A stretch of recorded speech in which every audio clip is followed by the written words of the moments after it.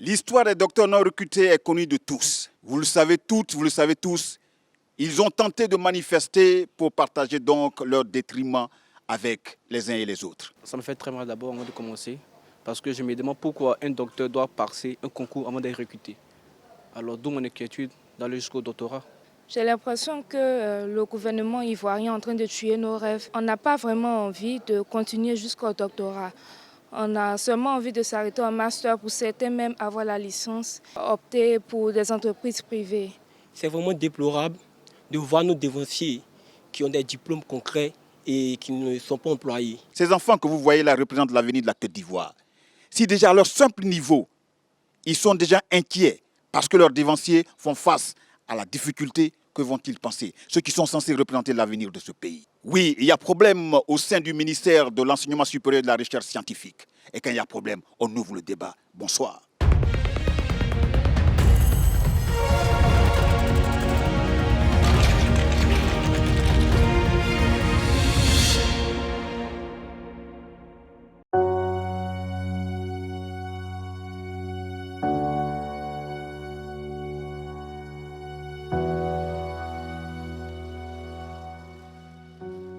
L'université, creuser du savoir, promesse d'un avenir certain, surtout quand on a étudié pour atteindre le dernier diplôme du cursus universitaire. C'est en tout cas ce que croyaient ces jeunes gens qui ont consacré en moyenne 12 ans de leur vie. 12 années acharnées de sacrifices, de nuits blanches, de privations pour eux, mais aussi pour leurs parents éprouvés financièrement. Mais tout de même, 12 ans avec au bout du compte la plus grande des distinctions du cursus universitaire, le doctorat. Ils se sont nourris année après année de tout type d'espoir, avec en ligne de mire un épilogue qui se traduit par des séries de mentions, dont la plus prestigieuse, très honorable avec félicitations et applaudissements du jury, construit la certitude de revenir un jour et rejoindre cette élite d'intellectuels, ces grandes figures du monde du savoir ivoirien, comme Memel Fauté, Francis Vaudier, Zadi Zaourou, Saliou Touré et bien d'autres, qui ont gravé dans du marbre l'excellence à l'ivoirienne. Alléluia. Alléluia. Dieu a entendu leurs prières? Non, plutôt à moitié. Car aujourd'hui, ils sont bien de retour à l'université Félix Houphouët-Boigny. Mais pour dire qu'en Côte d'Ivoire, la promesse d'un avenir certain après de longues études post-bac n'est pas loin d'être un leurre, et ils veulent le faire entendre jusqu'au sommet de l'État, en commençant par la tutelle. L'ambiance ce matin est donc survoltée, surchauffée ici au campus de Cocody.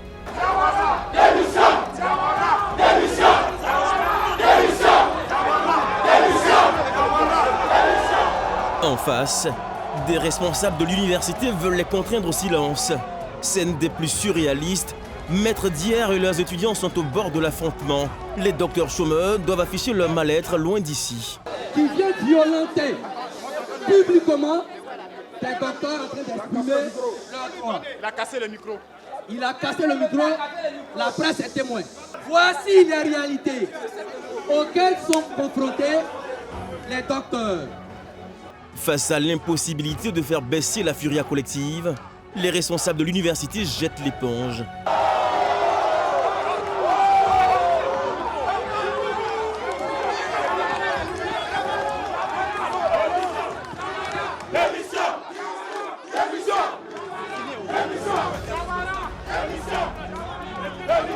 Les mots de leur porte-parole sont sans artifice, à l'image de son être déchiré par le désespoir et la colère.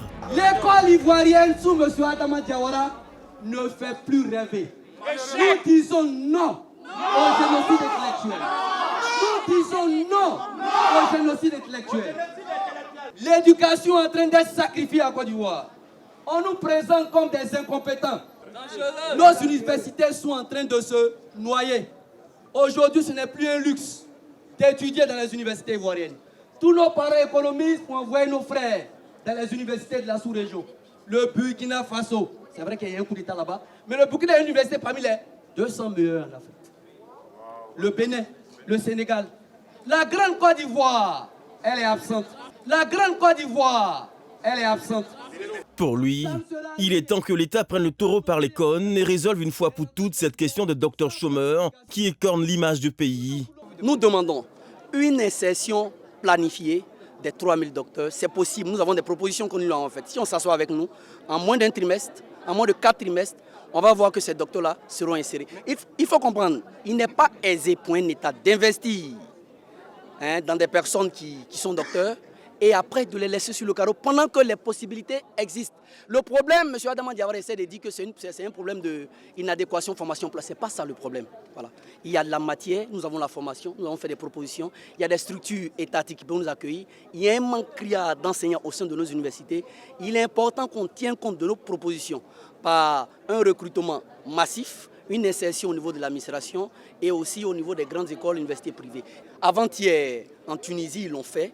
1900 docteurs seront recrutés sur 2 ans, 1000 cette année et 900 l'année prochaine. On peut le faire en Côte d'Ivoire, on s'assoit. Il faut une planification pour mettre tout le monde à l'aise et permettre à ceux qui vont arriver d'avoir le goût du travail. L'une des plaies du système reste les heures complémentaires, heures budgétivores. Les heures complémentaires existent bel et bien. Selon nos sources, cette année, ces heures avoisineraient 10 milliards. 10 milliards, c'est au moins 800 docteurs que l'État ivoirien recrute sans débourser un seul centime. En 2010, Adama Diawara, l'actuel ministre de l'Enseignement supérieur, pondait un article plutôt élaboré à ce sujet. Les salaires étant relativement bas comparés au coût de la vie, seuls les revenus procurés par les heures complémentaires permettent aux enseignants du supérieur de s'acheter des voitures d'occasion, France au revoir, et des maisons de standing moyen, donc d'élever quelque peu leur niveau de vie. En effet, si nous reprenons le cas du maître assistant ci-dessus, nous constatons que ces heures complémentaires, 400 heures, représentent la charge annuelle de 2 maîtres assistants.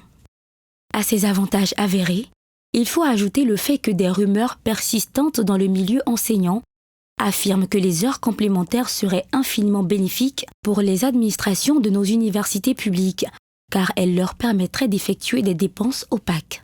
Et il reconnaissait l'impact des heures complémentaires sur la qualité de l'enseignement supérieur, mais aussi sur leur santé. Malheureusement à long terme, le phénomène des heures complémentaires présente de graves inconvénients pour les enseignants et le système de l'enseignement supérieur et de la recherche scientifique, et au-delà, pour l'ensemble de la nation. En effet, pour augmenter leurs gains de façon substantielle, certains enseignants effectuent un nombre d'heures complémentaires exorbitant. Imaginez un enseignant du supérieur donné, en 130 jours réels de cours, cas d'une année universitaire perturbée, 1000 heures complémentaires auxquelles il faut ajouter les 200 heures dues. Cela représente 1200 heures de cours en 130 jours, soit 9 à 10 heures de cours par jour. Physiquement affaiblis et en permanence stressés, les enseignants sont fréquemment victimes de maladies telles que l'hypertension artérielle. Ces dernières années, de nombreux enseignants du supérieur public ont ainsi perdu leur vie à la tâche. Il est évident qu'à long terme, il est foncièrement nocif pour le système d'enseignement supérieur et de recherche. Il est donc impératif de mettre fin à ce phénomène. La situation s'est-elle améliorée depuis ou s'est-elle plutôt aggravée ? Selon plusieurs sources, on aurait un enseignant d'université pour 350 étudiants, là où la norme exige un enseignant pour 25 étudiants. Alors les docteurs sans poste proposent de convertir ces heures complémentaires en création de nouveaux postes. Cathédrale Saint-Paul au Plateau. Épuisé par les marches de protestation, les thèses incendiées qui n'ont donné aucune suite favorable, c'est maintenant au Tout-Puissant qu'ils s'en remettent.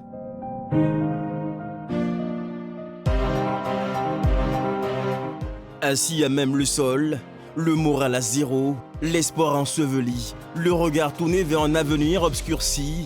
Il fait jour, mais pour ces docteurs non recrutés, tout n'est que ténèbres et abîmes. Alors, toute obédience religieuse confondue, ils laissent monter vers le très haut leurs cris de cœur, leurs pleurs, leurs jérémiades, leurs frustrations. Tu nous as permis d'étudier, d'arriver au doctorat. Aujourd'hui, nous sommes vilipendés. Ne sachant où aller, nous sommes venus nous confier à toi. Toi seul es le maître qui sait tout et qui peut tout. Touche le cœur de nos autorités afin qu'elles trouvent une solution à cette situation qui n'honore pas notre pays. Bismillahirrahmanirrahim. Allahumma salli ala Muhammadin, Sayyidina Muhammadin wa sallam. Seigneur, mon Dieu, nous sommes venus aujourd'hui ici parce que nous avons consacré toute notre vie à chercher notre pain, Dieu, c'est toi qui nous as demandé de travailler et gagner dignement notre vie. Nous n'avons pas eu de vie. En passant 15 années de notre vie, voire même 20 ans de notre vie, à faire des études. Aujourd'hui, Dieu merci, nous avons eu notre diplôme. Mais Seigneur, c'est difficile. Nous n'avons pas d'issue. C'est toi, le Maître, c'est toi, le Tout-Puissant. Touche le cœur de nos autorités afin qu'ils trouvent une solution à notre problème. Dieu entendra-t-il ses prières? Exaucera-t-il ces docteurs dépositaires du savoir, autrefois tête de pont de notre société, mais aujourd'hui pris dans la tourmente et voué à un chômage durable? Cette génération dont le parchemin n'est pour l'heure qu'un vulgaire papier, juste bon à gérer des cabines téléphoniques, à donner des cours à domicile, à devenir femme au foyer. Dieu regardera-t-il à ces années de sacrifice? On l'espère. Pour l'heure, entre eux et le ministère de tutelle, c'est le dialogue de sourds. Et comme si ces prières ne suffisaient pas, ils ont décidé de se priver également d'eau et de pain pendant 3 jours, à travers une grève de la faim, pas si difficile, quand on pratique l'expérience depuis quelques années de dormir le ventre creux. Ce qui me fait très mal, c'est que quand j'ai fini ma soutenance, vraiment c'était un jour très mémorable pour moi. C'était Mariatou Kone qui était la présidente de mon jury. Et ce jour-là, vraiment avec ma famille, c'était ma communauté, les imams, tout le monde était là ce jour, les étudiants, tout le monde était là. Et à ma grande surprise, je suis là et M. Diawara me dit que je suis incompétente. De vous à moi. Tout le monde connaît la rigueur de Mariatou Kone dans ce pays. Mariatou Kone en tant que... Et vous regardez les membres de mon jury, les 5 membres de mon jury, c'est tous des professeurs qui sont très rigoureux. Respectés. Des émérites. Tellement contente de ma prestation parce qu'elle m'avait donné 15 minutes pour pouvoir exposer. Mais j'ai fait mon exposé en 9 minutes, tellement contente. Elle m'a dit bravo Danigo. Ce bébé, je le portais quand j'ai soutenu. Ce n'était pas dans l'intention de chômer avec lui. Donc vraiment, nous avons besoin de cet emploi. Que ce soit à l'université ou ailleurs, mais nous avons besoin de travailler. Pour nos enfants, pour nos maris. Parce que pour le doctorat, nous avons abandonné nos maris pour le faire. Vraiment, je pense que c'est réaliste. Mais qu'est-ce qui pousse ces super diplômés à tempêter de la saute? Pourquoi réclament-ils vaille que l'État les emploie? Comment vivent-ils aujourd'hui dans l'attente d'une hypothétique embauche? Nous avons suivi leur quotidien.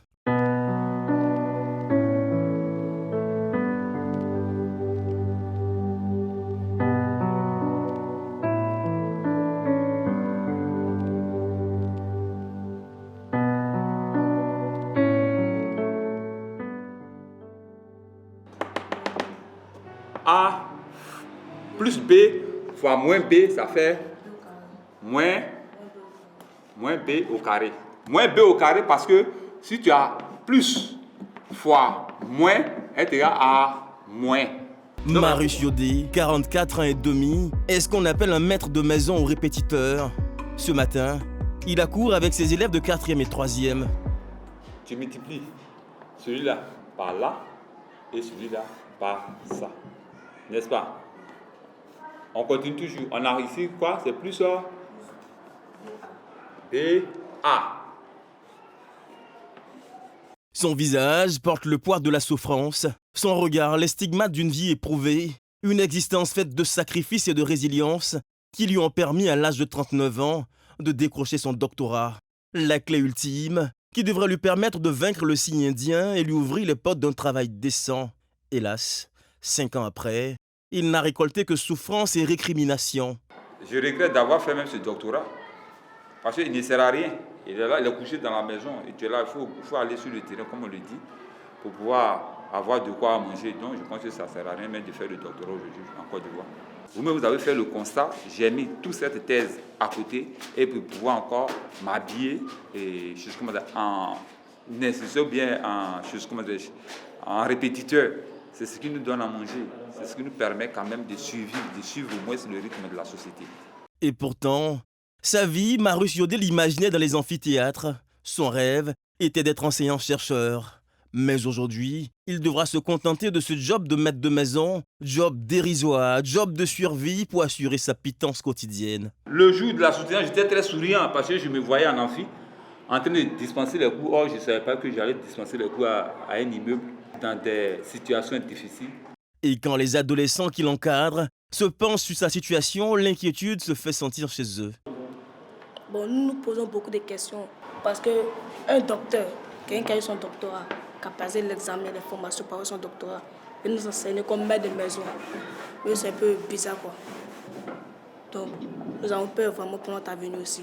Si on passe des concours et puis devenir maître de maison après, je vois que c'est pas la peine quoi.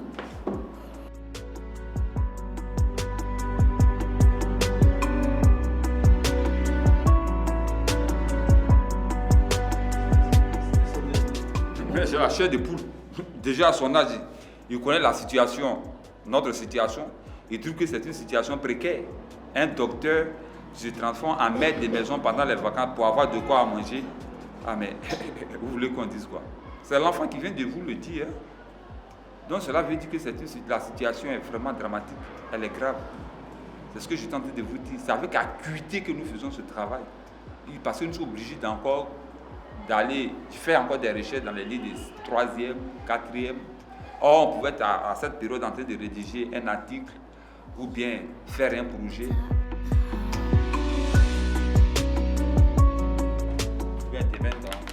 Bon, aujourd'hui on s'arrête là. On reprend demain. On peut rentrer. Au job de maître de maison, il associe parfois quelques cours sous-payés dans les écoles privées qui lui permettent de louer cette petite chambre où il vit avec sa compagne. C'est vrai, c'est la seule satisfaction, hein? C'est la satisfaction morale aujourd'hui quand tu regardes les photos. C'est la satisfaction morale. Là, c'est mon oncle qui est à la retraite, maintenant le directeur à la CIE, lui aussi qui me donnait un coup de main. Ça, c'est son épouse, mais malheureusement qui est décédée. Vous voyez, avec ce soutien, elle n'avait pas pris mes 1000 francs, hein? Elle s'en est allée. Donc souvent, quand ton papa t'appelle pour dire qu'il ne se porte pas bien, mais tu as peur. Ça fait que j'ai peur d'appeler mon papa. Parce que je pars l'appeler, puis il va dire non, je ne me porte pas bien, tu ne peux rien faire, tu es là. Mais vraiment, c'est difficile. Mais le plus dur, c'est que dans seulement quelques mois, il aura 45 ans et ne pourra plus passer le concours d'entrée à la fonction publique. Alors il plaide pour que l'État regarde à cette souffrance et que quelque chose soit fait. Ce n'est pas un défi que nous lançons à notre ministre de tutelle, mais c'est une supplication qu'il fasse au moins quelque chose pour que notre situation s'améliore. Voilà, depuis 2017, nous avons soutenu la thèse des doctorats. Et jusqu'à présent, nous sommes au chômage. Nous sommes obligés de nous battre dans des activités précaires pour pouvoir soigner notre cadre de vie. Et tout cela, c'est un cri du cœur. Vraiment, nous nous disons vraiment de porter vraiment un avis, de se pencher sur notre situation qui est vraiment difficile.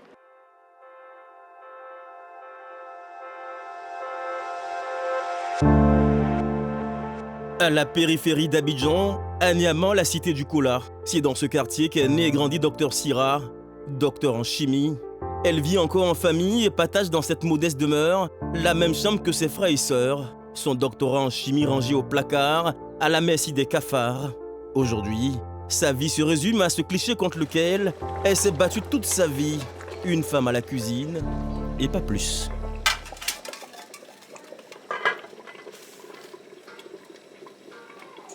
C'est la mort dans l'âme que son père, ce modeste travailleur du privé qui a englouti toutes ses économies dans les études de sa petite fille, est témoin de cette situation ubuesque. Très mal, franchement, très mal. C'est douloureux pour les parents, hein, franchement, il faut que les gens essaient de revoir le système. C'est le système qui est à revoir parce que ça, c'est vraiment inacceptable que, bon, on dise aux enfants, aux parents pratiquement, vous avez fini de former, vous avez occupez-vous de vos enfants. Ça, c'est vraiment inadmissible. Parce qu'on ne peut pas demander, on dit, on ne peut pas embaucher tout le monde. Mais qui doit donner les moyens pour que les gens se prennent en charge? Ça, c'est qui? C'est encore les parents? Est-ce que c'est les parents encore qui doivent donner les moyens à leurs enfants de se prendre en charge après qu'ils aient donné la formation? Surtout moi, en tant que musulman, la jeune fille, pour nous, à partir de la 3e, 4e, on dit, mais il faut qu'elle se marie. Tous les gens se disent, mais attends, elle va aller faire doctorat, c'est quoi? Comme je vous disais tantôt, hein, c'est une longue histoire, son problème, parce que elle, quand je lui ai dit, va faire un BTS, elle dit non. Elle va aller à l'université. Bon, à l'université, c'est pas facile. Tu veux faire médecine, ils ne vont pas t'accepter. Ils ne vont pas accepter, dire, j'ai fait l'université. Puis elle a fait CBG.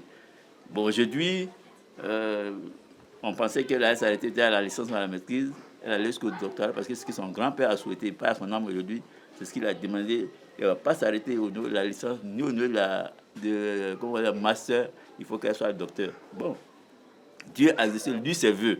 Maintenant, nous, nos voeux, c'est qu'elle trouve un emploi. Pour Syrah, la principale inquiétude reste de voir son père vieillir sans qu'elle ne puisse lui rendre ce qu'elle a reçu de lui. C'est ma plus grande tristesse qu'elle a. Parce que voir le vieux aujourd'hui à son âge, sortir encore, aller faire un boulot, venir tenir la maison, ça c'est vraiment difficile à supporter. Difficile pour moi, sincèrement dit. J'ai mes frères et soeurs qui sont là. L'année où j'ai obtenu mon bac, le petit il était au CM2. Mais encore jusque-là, ne pas pouvoir les aider, ça c'est difficile pour moi. Très difficile. Difficile à supporter. Quand je pense à ça souvent, je fonds là. Une question revient depuis le début de cette crise. Mais les docteurs ne savent-ils rien faire en dehors de l'enseignement? Ne peuvent-ils pas entreprendre? Ce jeune docteur est spécialiste du cacao. Ses recherches sur le cacao lui ont permis de glaner de nombreux prix à l'international. Sans attendre les moyens de l'État, il s'est lancé dans cette petite unité de production. Ce matin, il a une importante commande de son produit phare, le thé à base de poudre de cacao. Oui, on a des commandes pour la semaine. Il y a 100 boîtes qui ont été demandées. Donc nous devons faire et puis expédier sur Boaké. Mais comme tout jeune entrepreneur, il est freiné dans son élan et ses ambitions par le manque de moyens. Donc, on fait l'effort de travailler beaucoup plus parce que l'équipement que nous avons ne nous permet pas d'aller plus vite. Donc on est obligé de passer beaucoup plus d'heures pour pouvoir satisfaire un peu notre clientèle en fait. En plus du thé au chocolat, il produit du savon, de la pommade à base de cacao, mais également des produits phytosanitaires bio. J'ai participé à plusieurs concours. Donc j'ai représenté la Côte d'Ivoire en 2019, financé par la Fondation Frédéric Schnaumann, où je suis allé présenter les résultats de mes travaux de recherche en Allemagne, à Berlin, où on était 100 personnes de 60 pays environ. Voilà. C'était le truc qu'on appelle ça le Falling Horse Last, voilà, qui était à Berlin en 2019. On a représenté la Côte d'Ivoire pour ça. J'ai participé aussi au Sénégal, où j'ai eu un prix au Sénégal. Au Sénégal aussi, où j'ai eu un prix aussi là-bas. Donc, si ce que je fais n'était pas bon, on ne pouvait pas avoir ce prix, tous ces prix. Donc, je pense que notre gouvernement, en réalité, il ne peut pas trouver la solution réelle au problème. Donc, il faut déplacer le problème, il faut accuser le peuple, la population pour dire non, faites pas ceci, faites cela. Mais si, comme je le dis souvent, en réalité, ce n'est pas nous qui donnons le programme à l'université, dans les écoles. C'est le ministère ou bien c'est l'éducation nationale qui fait le programme. Donc, ça veut dire qu'en réalité, ils n'ont pas mis en place un plan de développement réel qui est formation, adéquation et en adéquation avec l'emploi. Donc, en réalité, je pense que c'est eux, à leur niveau, qu'il y a le problème. Pour comprendre cette crise qui secoue le monde universitaire, pour en saisir les tenants et les aboutissants, nous mettons le cap sur le plateau. Le directeur des ressources humaines du ministère de l'Enseignement supérieur, Djembala Diakité, nous a ouvert ses portes. Ce cadre de l'administration ivoirienne, qui totalise plusieurs décennies au sein du dit ministère, connaît bien le dossier. Il nous fait tout de suite une précision. On dit 3000 docteurs, ce n'est pas 3000 docteurs qui sont sur le carreau. Parce que nous comptons ceux que nous recevons dans les concours. Nous avons aujourd'hui 1426 docteurs précisément. C'est en 2021 que le phénomène des collectifs de docteurs non recrutés est né. Où le problème des 3000 docteurs est né en octobre 2021.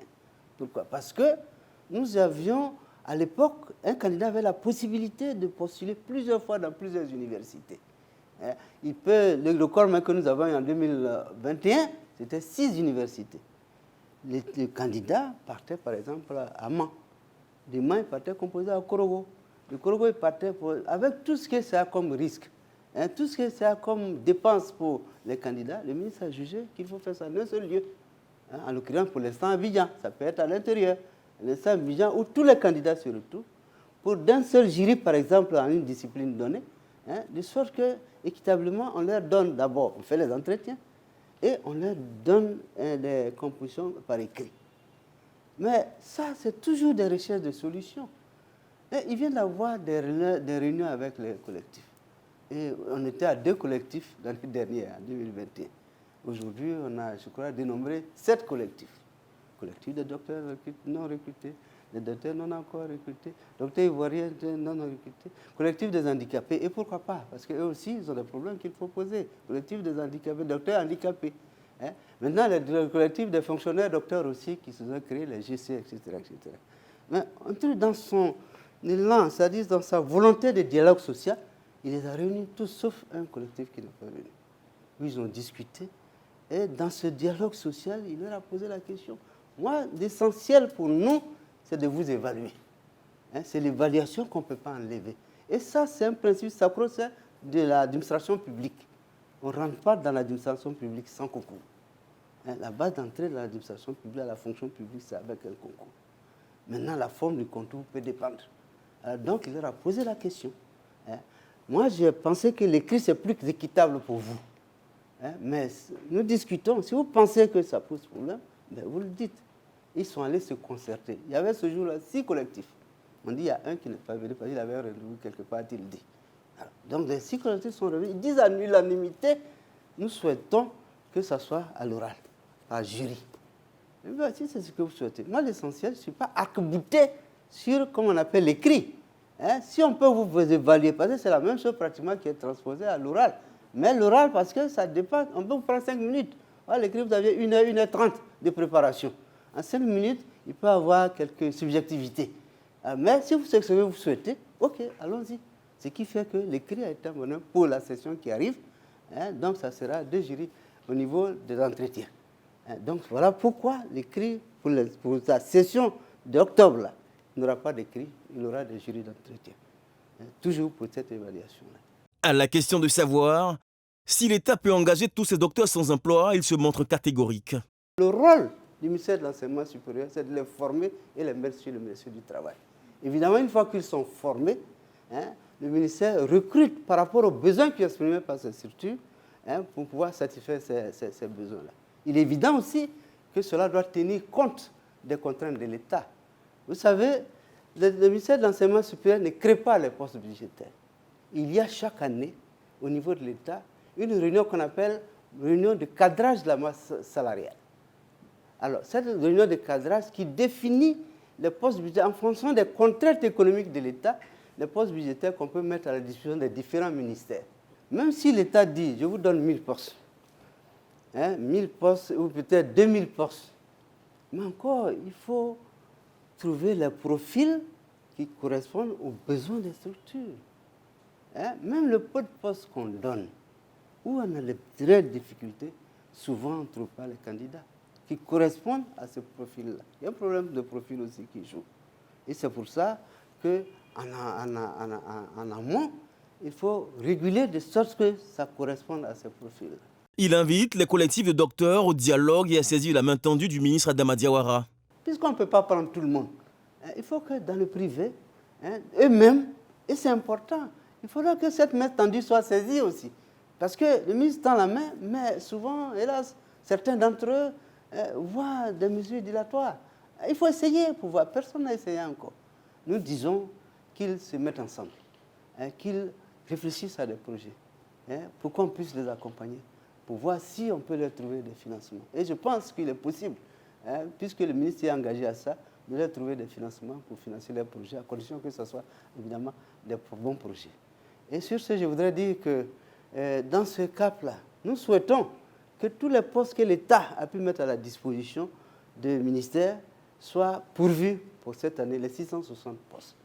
Il reste encore 152 postes. Et ces 152 postes sont mis au concours. Et le concours est ouvert. En ce moment-là même où je vous parle, depuis le samedi 8, le concours d'octobre 2022 est ouvert pour les 152 postes. Donc j'invite les uns et les autres à aller s'inscrire sur la plateforme comme cela se faisait. Malgré tout, certains docteurs ne perdent pas espoir. Ils continuent de croire en la possibilité d'un avenir et poursuivent toujours les études. C'est le cas de Dr Lorimer. Je suis docteur depuis 2013. Ça fait aujourd'hui jour pour jour 9 ans. Et je n'ai pas été encore recruté. Comment vous vivez cette situation? Mais c'est difficile. Chez les journalistes, c'est difficile. C'est véritablement difficile parce que c'est une vulnérabilité vraiment socio-économique. Intellectuellement, on est assis, mais pour l'instant, n'est-ce pas, on n'est pas encore recruté. Cependant, on espère. La preuve en est que je suis là encore à apprendre. Et j'apprends. Au-delà du docteur que je suis venu compléter ma formation en droit, où je compose un master de droit privé tout à l'heure, pour être encore plus solide pour les batailles futures. Éternel étudiant, quand franchira-t-il cette barrière et se retrouver de l'autre côté de l'estrade? Il faut une politique d'État pour pouvoir maîtriser la liste de ceux qui veulent faire le doctorat et ceux qui répondent véritablement aux critères. Selon des sources concordantes, certaines universités ivoiriennes totalisent à elles seules à l'heure actuelle plus de 2000 doctorants. Viendront-ils grossir le rang de leurs aînés chômeurs ou l'État va-t-il anticiper? En attendant, les docteurs chômeurs de Côte d'Ivoire ont pour l'heure une seule possibilité, écrire sur leur tableau de fortune « Il y a problème ».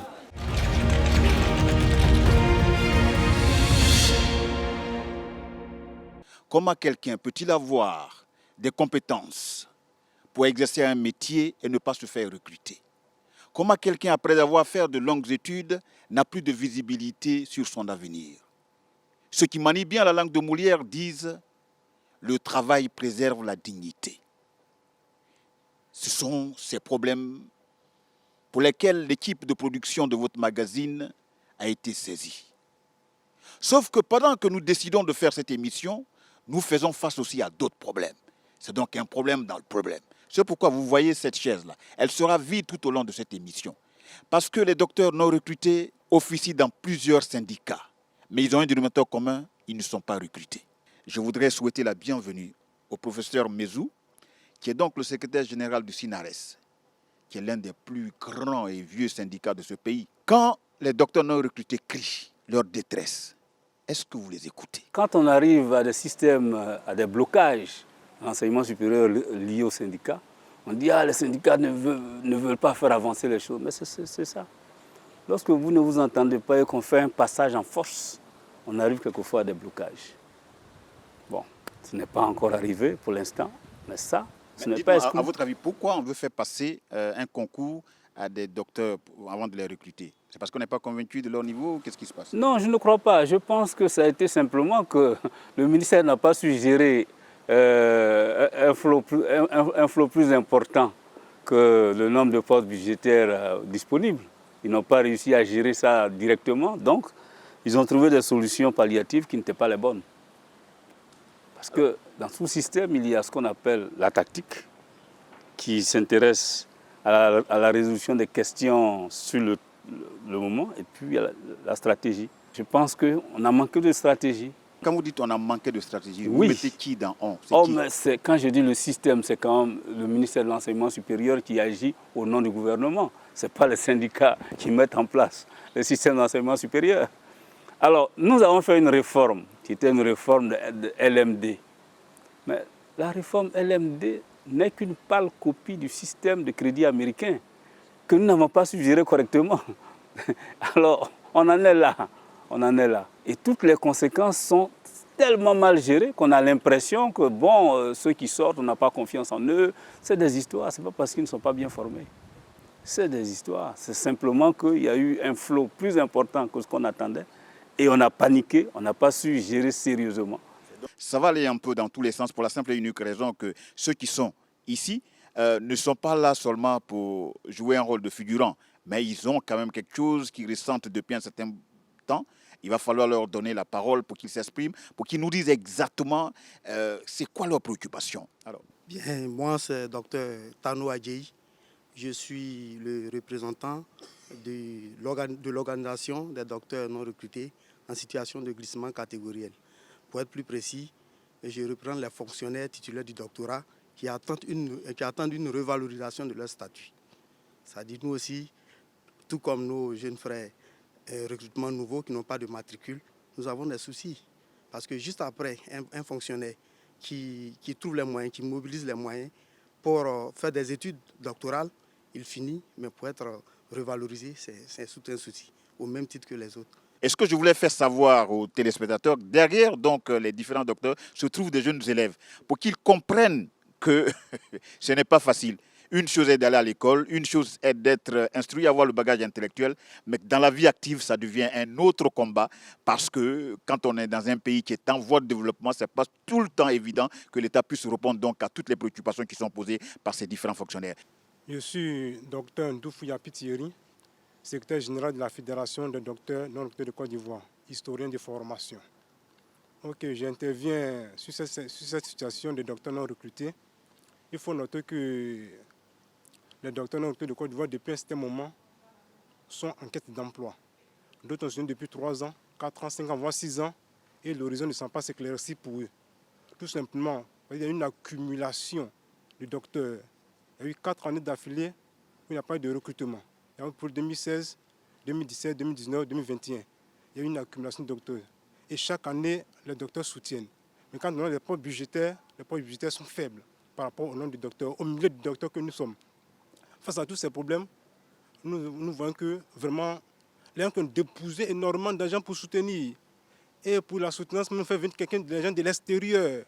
Ce sont des millions que nous dépensons. Sous prétexte que s'il y a un membre du jeu qui vient de l'extérieur, tu as l'espoir d'être recruté demain. Et on considère le recrutement n'est plus automatique comme dans le temps.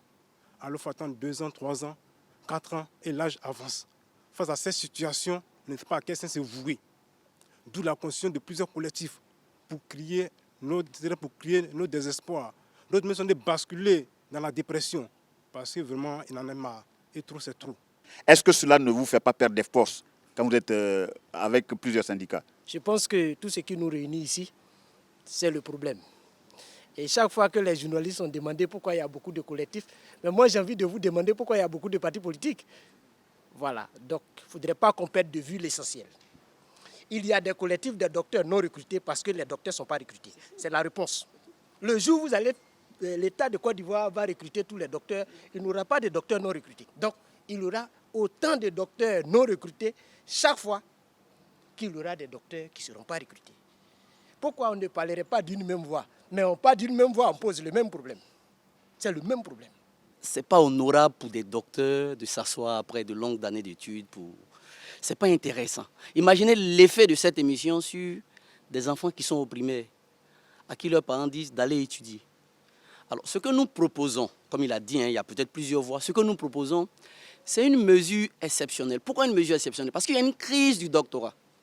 Partout où il y a crise, on prend une mesure exceptionnelle. Je pense que mes amis l'ont dit, ils ont justifié pourquoi il y a eu ce grand nombre de docteurs. Nous demandons à l'État ivoirien de se pencher sérieusement sur ce problème. Ce n'est pas pour nous. On ne dit pas que si on est recruté, on sera malheureux, mais nous sommes quasiment âgés. Regardez, derrière nous, il y a des étudiants. Qu'est-ce qui retient de voir leurs aînés sur le carreau? Alors, le problème a été posé dans plusieurs pays. Nous l'avons dit sur certains plateaux. On a utilisé des remèdes pour gérer ces pays.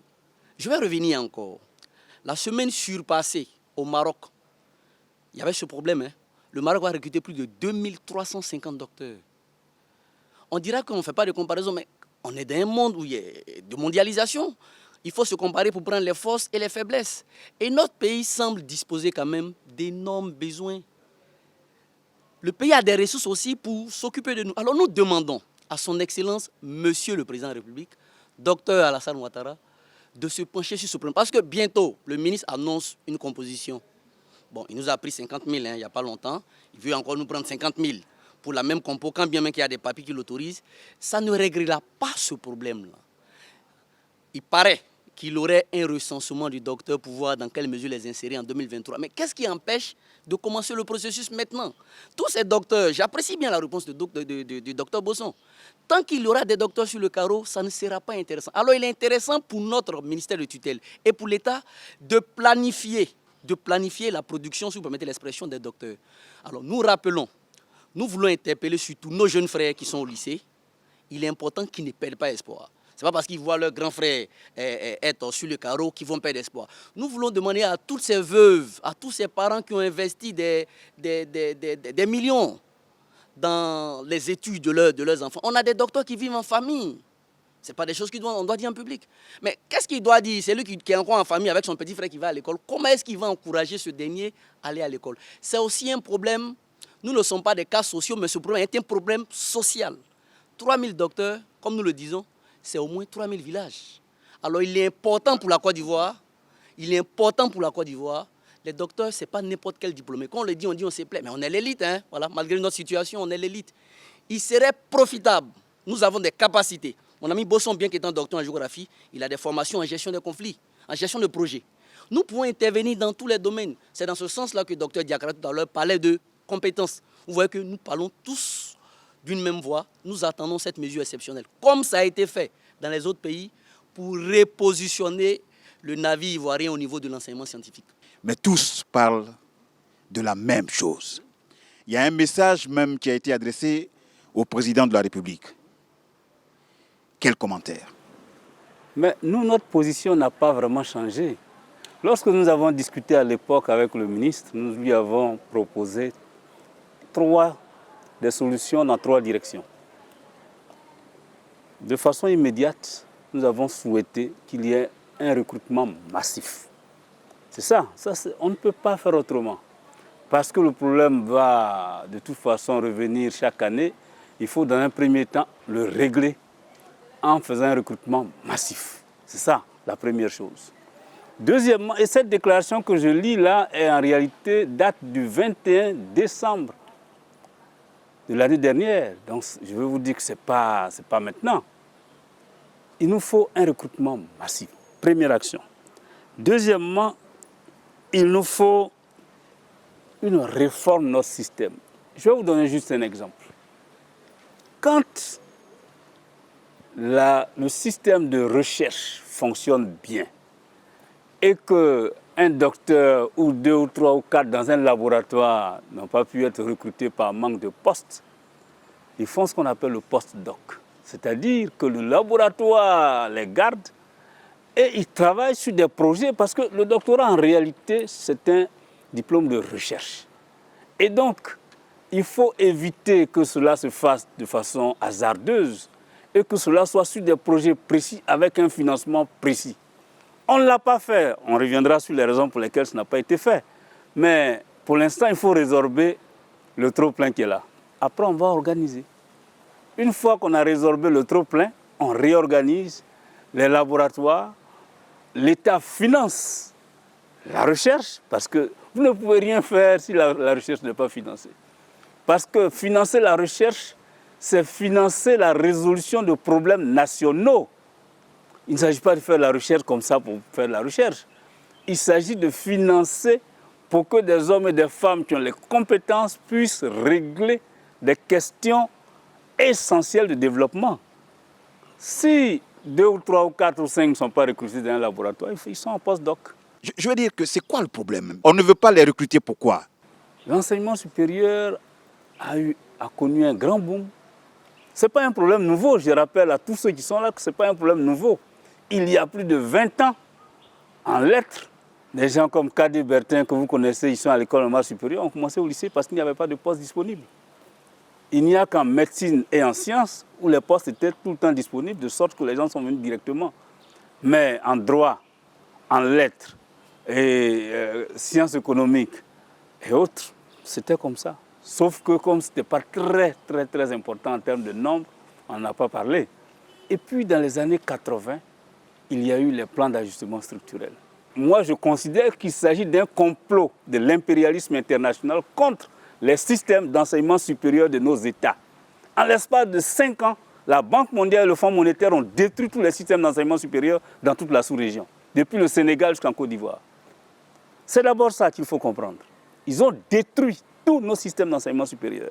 On a réduit de 80% ce qu'on appelle les transferts sociaux, c'est-à-dire les bourses, etc., etc. 80%. Imaginez ça dans un État européen. Donc, entre 1986 et 87, jusqu'aux années 90, la Banque mondiale et le Fonds monétaire ont fait ce travail. En 91, on a pris les décrets 91-817 et 91-818 du 11 décembre 1991. Vous en avez entendu parler de ce qu'on appelle le raccrochage. Et pendant 10 ans, de 91 à 2000, On a liquidé tout notre système d'enseignement, du primaire jusqu'au supérieur. Alors, quand un système a subi de telles vagues, il est normal. Ensuite, on a fait la réforme de LMD. Mais en même temps qu'on a fait la réforme, on n'a pas mis en place la police du système. Parce que dans un système, lorsque vous mettez en place un système, vous mettez en place la police du système. Ça, c'est plus tard que ça viendra. C'est-à-dire que quand vous allez dans un système comme les pays américains qui font donc le BS, le Master, le PhD, les gens sont très brillants. Ils arrivent, ils font le BS. Mais entre le BS et le Master, c'est 10% de personnes. Même s'ils sont brillants. C'est ça qu'on appelle la planification. Or, cette police du système, on ne l'a pas mis en place. Oui, mais vous avez cette chance de rencontrer les autorités, vous avez la chance de voir le ministre. Oui. Je veux dire que quand vous échangez, vous parlez de tout, est-ce que vous avez déjà discuté de tout ce dont vous parlez en ce moment? Bien sûr. N'oubliez pas que c'est le SINARES, c'est-à-dire l'organisation qui a lutté contre l'impérialisme international de 2000 à 2010 et qui a été mise un peu sous scellé. Ils en savent quelque chose. Donc, n'oubliez pas que c'est le SINARES. Dites-moi, monsieur le secrétaire général du SINARES, comment expliquer ce manque de professeurs dans nos universités, ces heures complémentaires, pendant que des docteurs sont au chômage? Oui, mais c'est tout cela. C'est un vrai paradoxe que je dis. Non, ce n'est pas un vrai paradoxe. Vous savez, c'est ça que nous appelons le résultat de la planification et de la réforme, ou des réformes. Nous, par exemple, le SINARES, nous avons toujours été contre le principe des heures complémentaires. Vous avez vu, le SINARES n'a jamais fait, depuis qu'il existe, un mouvement de grève parce qu'on n'a pas payé les heures complémentaires, parce que nous sommes contre. Je ne cesse de le rappeler, il y a problème, ce n'est pas un tribunal populaire. Nous venons ici pour proposer les problèmes auxquels font face les différentes populations ivoiriennes. En face, s'il y a quelqu'un qui peut trouver quelque peu de solutions, cette personne est la bienvenue. Si vous estimez que vous avez été écorché tout au long de cet entretien, n'hésitez surtout pas à nous le faire savoir. Et puis la perfection n'est pas de ce monde. Vos critiques, vos suggestions sont les bienvenues. Merci de l'intérêt accordé à cette production. On se retrouve dimanche prochain parce que chaque jour que Dieu fait, il y a toujours problème. À bientôt.